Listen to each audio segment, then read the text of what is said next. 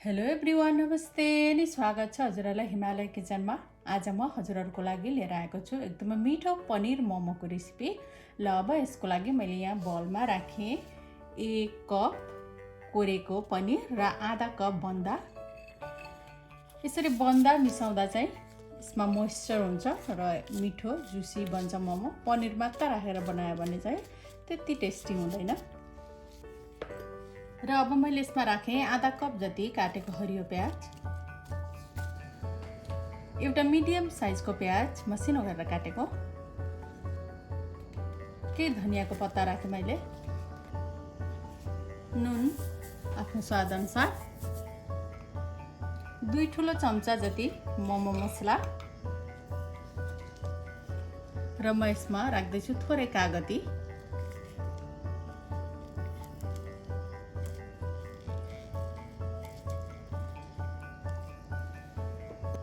ल अब लागौँ स्टोभतिर।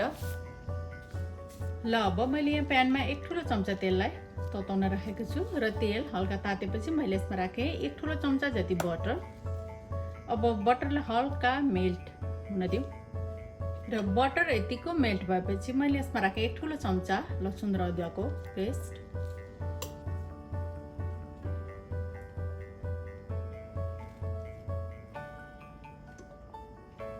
यसरी केही बेर एकछिन यो लसुन अदुवालाई यसरी हामीले तेल र बटरमा पकाएर राख्यौँ भने एकदमै मिठो बन्छ मोमो।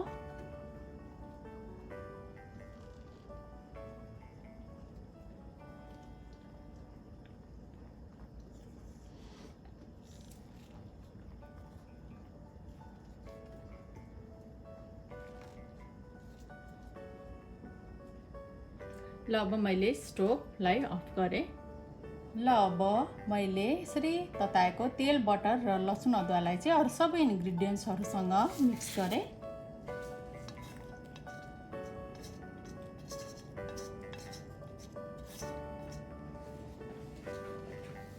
अब मैले यसमा 2 ठुलो चम्चा जति पानी पनि राखेँ। यसरी पानी राख्दा पनि सफ्ट र एकदम जुसी टाइपको मोमो बन्छ। अब यसलाई राम्ररी मिक्स गर्नुपर्छ।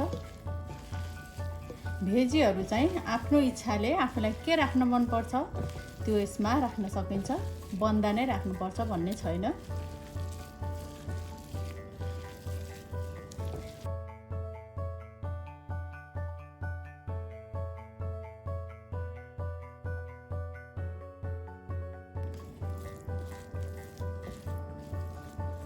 ल अब यति गरिसकेपछि यसलाई 10-15 मिनटको लागि म साइड लगाएर छोपेर राख्छु। ल मोमो र्याप गर्नको लागि मैले यहाँ प्रिमेड र्यापरलाई लिएको छु। यो र्यापर कसरी तयार गर्ने भनेर चाहिँ मैले पहिला नै मेरो च्यानलमा राखिसकेको छु। त्यसको लिङ्क चाहिँ म डिस्क्रिप्सन बक्समा सेयर गर्नेछु, हजुरहरूले हेर्न सक्नुहुन्छ। र मैले यहाँ लिएको छु स्टिमरमा यसरी तेल लगाएर। स्टिमरमा तेल लाउन एकदमै जरुरी हुन्छ, मोमो टाँसिँदैन, हामीलाई सजिलो हुन्छ झिक्ने बेलामा। र मैले यहाँ लिएको छु अघि बनाएको किमा र पानी लिएको छु यहाँ थोरै। ल अब मैले एउटा र्यापरलाई लिएँ।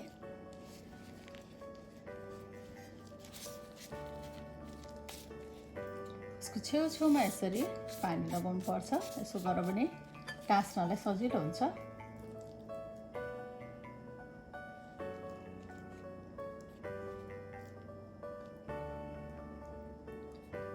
आफूलाई कस्तो सेपको मोमो बनाउन मनपर्छ, यसरी लामो डल्लो जस्तो आफूलाई मनपर्छ त्यस्तै बनाउँदा हुन्छ।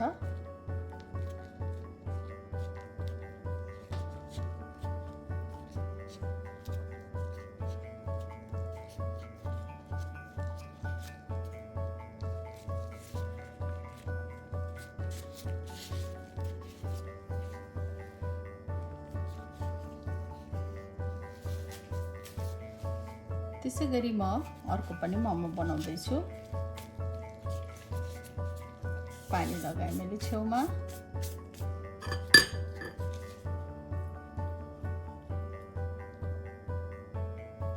अब किमालाई राखेँ।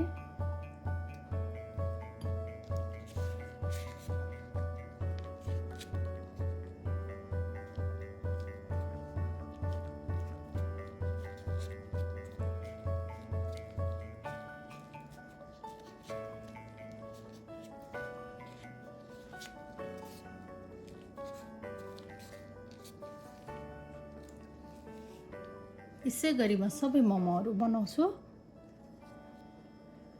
ल अब मैले यसै गरी सबै मोमोहरू बनाइसकेँ र अब हामी लागौँ फेरि स्टोभतिर। र मोमो पकाउनको लागि मैले स्टिमरमा पानीलाई तताउन राखिसकेको छु र यो उम्लिन थालिसकेको छ। अब यसमा मैले मोमोलाई राखेँ। अब यसरी राखेर म यसलाई 15 मिनट जति बोइल गर्छु, पकाउँछु। हजुरहरूलाई अलिकति धेरै पकाउनु मनपर्छ भने अरू केही बेर धेरै पकाउन सक्नुहुन्छ। ल अब मोमो चाहिँ पाकेर रेडी भएको छ खानको लागि। एकदम मिठो पनिर मोमो अब यसरी बनेर खानको लागि रेडी भएको छ। मैले चाहिँ यसलाई एकदमै पिरो पिरो मिठो टमाटरको अचारसँग यसरी सर्भ गरेको छु। हजुरहरू पनि पनिर मोमो बनाएर एकदमै मिठो अचारसँग यसरी इन्जोय गर्नुहोला, ट्राई गर्नुहोला, एकदमै मिठो हुन्छ। हस्त यो मिठो पनिर मोमोको रेसिपी हजुरहरूलाई राम्रो लाग्यो भने हाम्रो भिडियोलाई लाइक, कमेन्ट, सेयर गरिदिनु होला। यस्तै रेसिपीहरूको लागि हाम्रो च्यानललाई सब्स्क्राइब पनि गरिदिनु होला। सब्स्क्राइब गरिसकेपछि नजिकै रहेको नोटिफिकेसन बेललाई पनि अवश्य पनि क्लिक गरिदिनु होला। फेरि पनि यस्तै मिठो प्रकारको रेसिपी लिएर आउने नै छु। हाम्रो भिडियो हेरिदिनु भएकोमा हजुरहरूलाई धेरै धेरै धन्यवाद।